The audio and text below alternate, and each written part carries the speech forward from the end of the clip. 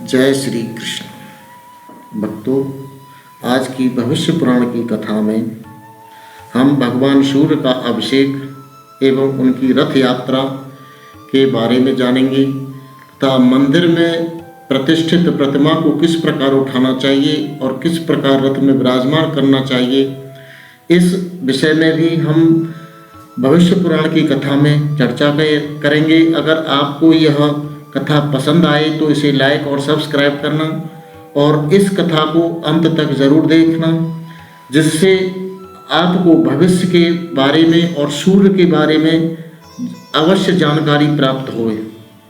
रुद्र ने कहा, ब्रह्मन भगवान सूर्य की रथ यात्रा कब और किस विधि से की जाती है?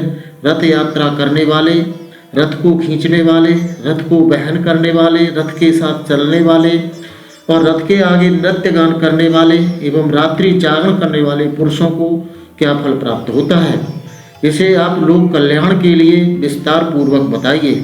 ब्रह्मा जी बोले, हे रुद्र, आपने बहुत उत्तम प्रश्न किया है। अब मैं इसका वर्णन करता हूँ, आप इसे एकाग्र मन से सुने। भगवान सूर्य की रथ यात्रा और इंद्रोत्सव, ये दोनों जगत के कल्याण के लिए मैंने प्रवर्तित किए हैं। जिस देश में ये दोनों महोत्सव आयोजित किए जाते हैं वहाँ दुर्भिक्षी आदि उपद्रव नहीं होते और न चोरी आदि का कोई भय ही रहता, इसलिए दुर्भिक्षी, अकाल आदि उपद्रवों की शांति के लिए इन उत्सवों को मनाना चाहिए।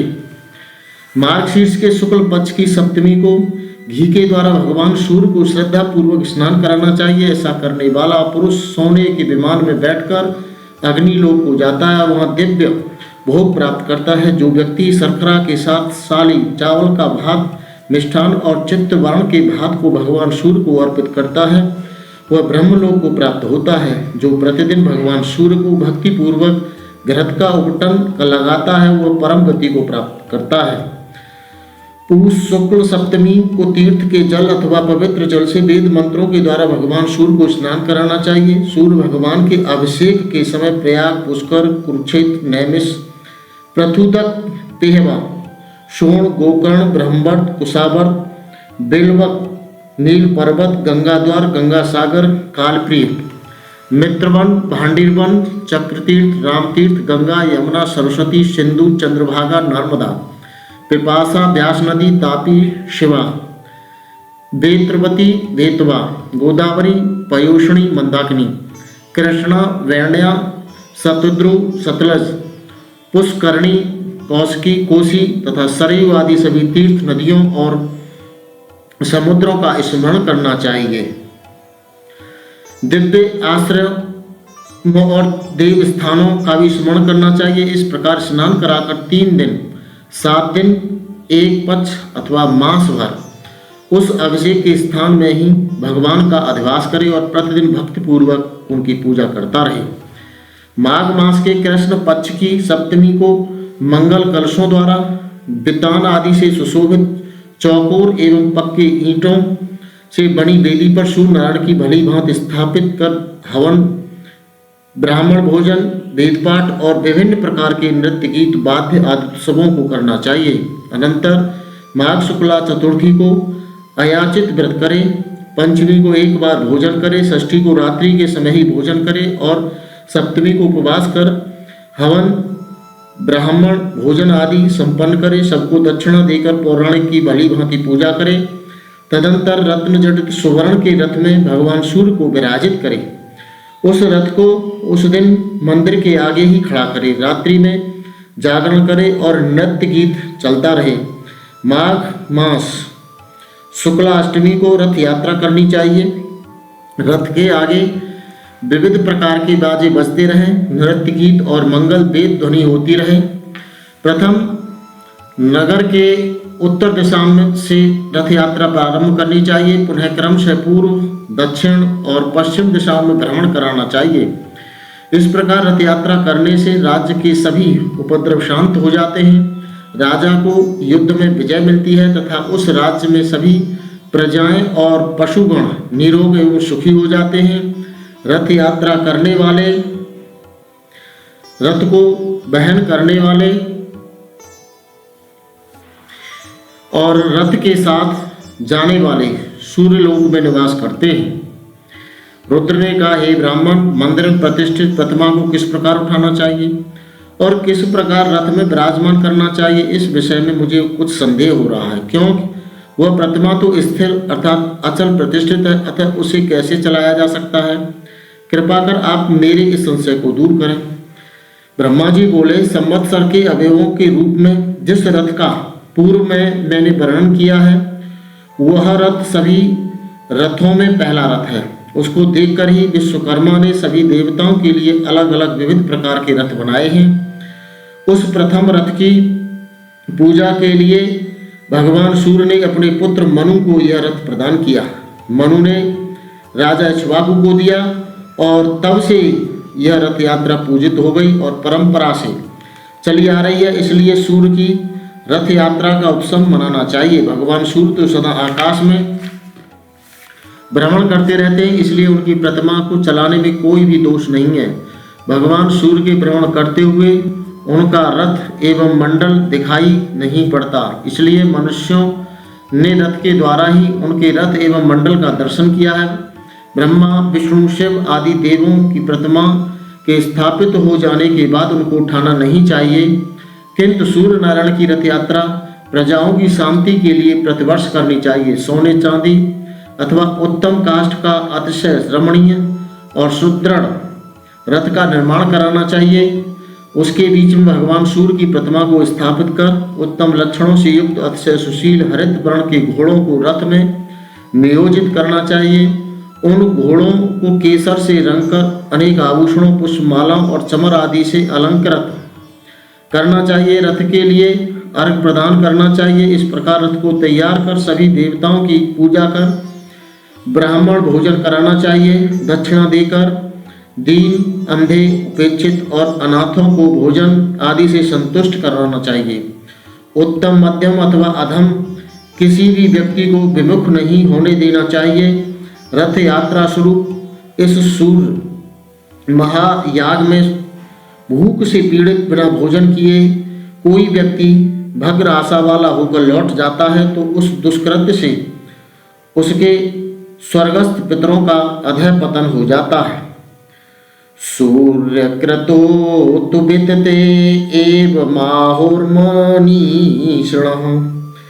यश्चन्तयति भग्राशः क्षुधावात प्रपीडितः अदादुर्हिं पित्रं स्तेन स्वर्गस्थानपि पातेत्। अतः सूर्य भगवान के इस यज्ञ में भोजन और दक्षिणा से सबको संतुष्ट करना चाहिए, क्योंकि बिना दक्षिणा के यज्ञ प्रशस्त नहीं होता तथा निम्नलिखित मंत्रों से देवताओं को उनका प्रिय पदार्थ समर्पित करना चाहिए। बल्यम ग्रहंतो मे देवा आदित्या बसवस्तथा मरुतोस्थाशिनो रुद्रा सुपर्णा पन्नगा गिरहा असुरा यातु धानश्च रथस्था यास्तु देवताः दिग्पाला लोकपालश्च ये च विनायका जगतः स्वस्ति कुर्वन्तु ये च दिव्या महर्षय मा विघ्नं मा च मे पापं मा च मे परे पथिनः सौम्या भवन्तु तृप्ताश्च देवा भूतगणा स्थिता। इन मंत्रों से बलि देकर इन ऋचाओं का पाठ करें। अनंतर पुण्यवाहम वाचन और अनेक प्रकार की मंगल वाद्यों की ध्वनि कर सुंदर एवं समतल मार्ग पर रथ को चलाए, जिससे कहीं पर धक्का न लगे।